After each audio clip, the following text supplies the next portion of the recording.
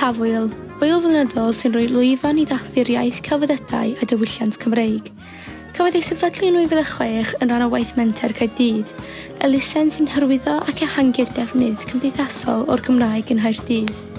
Wel, helo, Jeremy Miles, diolch am ymuno efo fi heddiw. Wrth i Tafwyl ddychwelyd yn ôl i'r prifddinas ar ôl 2 flynedd, pwysleisiodd Gweinidog o Gymraeg pwysigrwydd yr wyl i gefnogi a hybu'r iaith yn rhan o nod Llywodraeth Cymru o gyrraedd miliwn o siaradwyr Cymraeg erbyn 2050. Cwestiwn gyntaf fi heddiw ydy, pa mor bwysig ydy wyl diwylliannol mewn perthynas â'r iaith Gymraeg?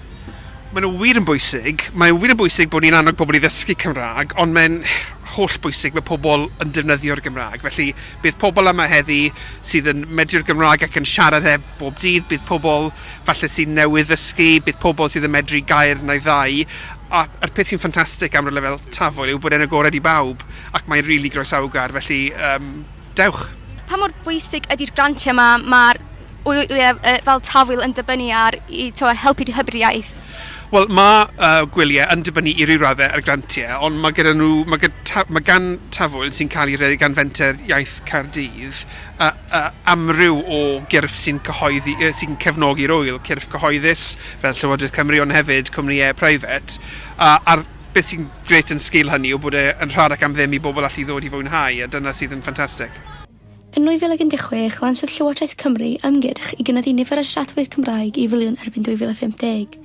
Amlinellodd y cynllun uchelgais i greu Cymru sy'n ymateb mewn ffordd wedi'w cynllunio i gynyddu nifer y bobl sy'n dysgu'r iaith ac yn medru ddefnyddio'r hyd cymunedau eang, gan hefyd ateb i'r galw cynyddol am addysg cyfrwng Cymraeg. Pa mor gwerthfawr fyddet ti'n deud bydd y cael digwyddiadau fel hyn tu allan i Gaerdydd? Wel, mae digwyddiadau yn digwydd ar draws Cymru, wrth gwrs. Maen nhw'n digwydd mewn bob cymuned a mae wastad diddordeb gyda ni glywed am fwy o'r rhain yn digwydd yn rhan o Gymru. Chybod, beth sydd yn wir yn bwysig yw bod cyfle i bawb ym mhob rhan o Gymru ddod. Yn eich araith, oeddech chi'n deud bod yr iaith yn perthyn i bob un sydd eisiau dysgu. So, sut allwn ni wneud y Gymraeg yn fwy cynhwysol ac trio dathu'r Gymraeg gymaint a fetra ni? Wel, mae gwyliau fan hyn yn gwyliau gynhwysol o ran iaith, o ran cefndir, o ran oed. Fel enghraifft, mae bandiau o amryw eang o gefndiroedd cymunedau llawryddol ethnig yn enghraifft. Felly, fel o'n i'n gweud, mae'r Gymraeg yn perthyn i bawb. A nawr, mae gyda ni wersi Cymraeg am ddim i bobl rhwng 16 a 25. Felly, mae'n real cyfle i bobl allu cael gwersi, os ydych wedi gadael yr ysgol ddim yn hyderus, mae cyfle i gael gwersi am ddim i ddysgu a gloiwi Cymraeg. A be ydy gobeithio'n chi ar gyfer y Gymraeg?